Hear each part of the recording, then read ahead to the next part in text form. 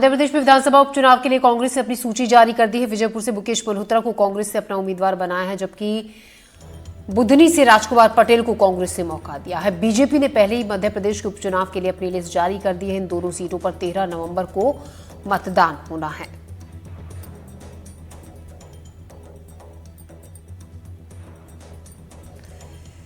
तो कांग्रेस ने विजयपुर से मुकेश मल्होत्रा को मैदान में उतारा है, जबकि राजकुमार पटेल का मुकाबला बीजेपी के रमाकांत भार्गव से होगा। बीजेपी पहले ही इन सीटों पर अपने उम्मीदवार उतार चुकी है। विजयपुर से मुकेश मल्होत्रा मैदान में चुनाव में सपा भी लड़ेगी। कांग्रेस से अलग होकर चुनाव बुधनी में अर्जुन आर्य को सपा ने अपना उम्मीदवार बनाया है। बुधनी विजयपुर उपचुनाव को लेकर अब तस्वीर साफ हो गई है। बीजेपी के बाद अब कांग्रेस ने भी अपने प्रत्याशी घोषित कर दिए हैं।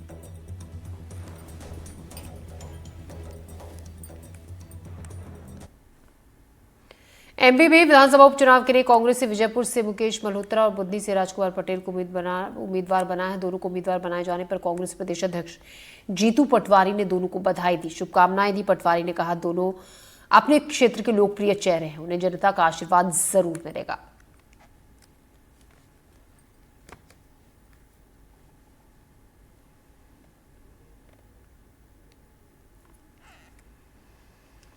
अमृतांशी जोशी हमारी सहयोगी हमारे साथ जुड़ रही है इसी खबर पर और ज्यादा जानकारी के साथ। अमृतांशी, बीजेपी पहले ही यहां पर पत्ते खोल चुकी थी और अब कांग्रेस ने भी अपनी तस्वीर साफ कर दी है, लेकिन दोनों ही पार्टियों की अपनी अपनी तरफ से जीत के दावे इन दोनों सीटों को लेकर है।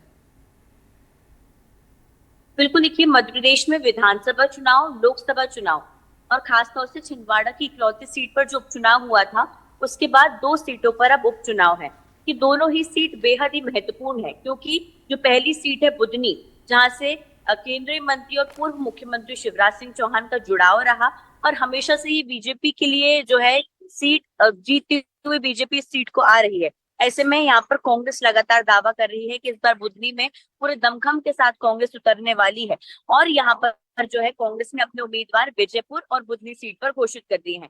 बुधनी सीट की अगर बात करें तो राजकुमार पटेल को यहाँ से उम्मीदवार बनाया गया है। राजकुमार पटेल 1993 में इसी सीट से विधायक रह चुके हैं। इस दौरान वो शिक्षा राज्य मंत्री भी रह चुके हैं और जाहिर तौर पर उनका और उनके परिवार का एक पॉलिटिकल रीच जो हम कहें वो बुधनी सीट पर कांग्रेस के नेताओं के हिसाब से काफी अच्छा रहा है।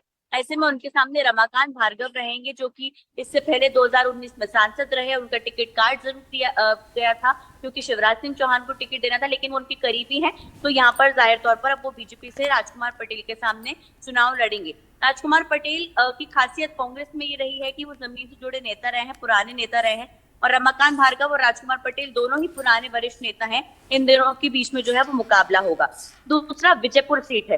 कांग्रेस ने इस बार यहाँ पर देखिए बहुत बड़ा दांव चला है। उन्होंने जो 2023 में विधानसभा चुनाव में निर्दलीय उम्मीदवार थे मुकेश मल्होत्रा, जो कि आदिवासी समाज से भी आते हैं, उनको जो है वो मैदान में उतारा है।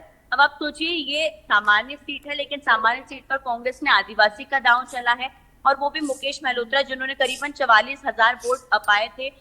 तीसरे नंबर पर वो रहे थे, निर्दलीय जो है चुनाव लड़े थे। पहले वो भाजपा में थे, लेकिन फिर अब वो कांग्रेस से चुनाव लड़ रहे हैं। उनके सामने पूर्व में ही कांग्रेस के जो नेता रहे हैं रामनिवास रावत, जो कांग्रेस में पूर्व में मंत्री रहे, अब बीजेपी में भी मंत्री हैं, लेकिन जाहिर तौर पर ये बहुत खास जो है वो हम कह सकते हैं कि चुनाव होने वाला है।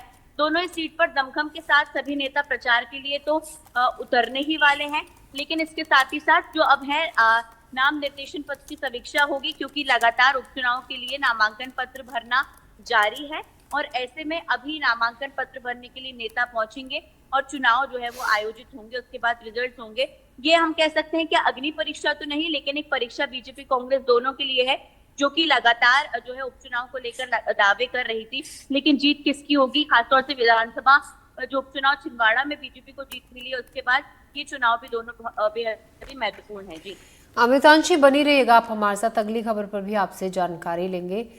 हम खबर बता दें